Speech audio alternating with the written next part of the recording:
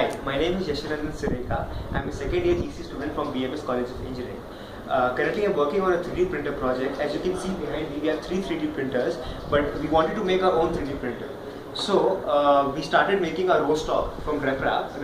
Rostock is a Delta Bot system and it's open source. You can go to reprap.org and search on Rostock and you can build your own Rostock.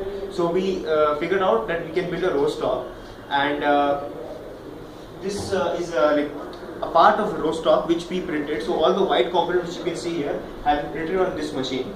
The amazing part about 3D printers is that if you make one machine or if you have a machine, you can print and replicate these machines. Therefore, it's called RepRap, replicating.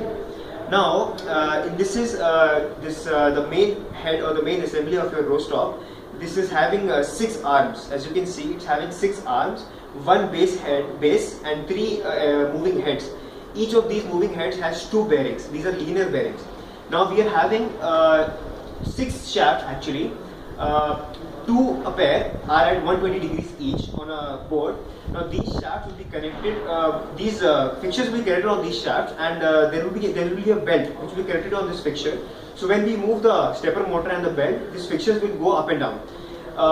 One interesting fact about Rostock is that compared to Pursa Mendel or other printers or other 3D printers, there is no actual horizontal linear motion or stuff like that. It's just like three motors stationary and only vertical motion is there. That's actually the beauty of this motion on a Delta Bot system. If you observe here, I have these 2 arms. Now if I move this down or this down or both of them down, I get a particular kind of motion. Okay, I can go like this, left, right. So by the combination of all the 3 arms, I can go at any position, any coordinate. The reason why we chose this Rostock is because it has large build volume and also it has large speed. Speed will help us making the components faster, and large build volume allows us to build components which are bigger in size. For example, components for robotics and other such applications and projects for students. Our printer will be working on a Generation 7 version 1.5 AVR based board. The reason why we are choosing AVR based board is because AVR, being tough compared to Arduino, is easier for us because we know how to program AVR.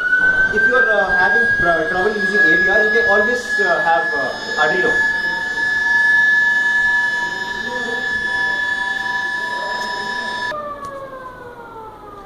You can always have Arduino. In Arduino, you will use RAMs and Arduino Mega. Stay tuned. You can follow me on my blog. I will be uploading all the progress regarding this, and we will try to have frequent videos regarding this. If you see, this is what we have assembled right here.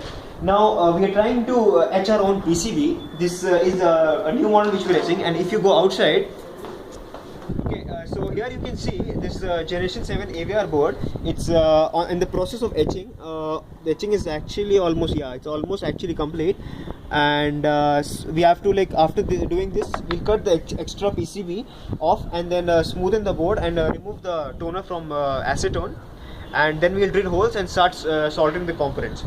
What else? Yeah, that's it for now, I guess. Thank you.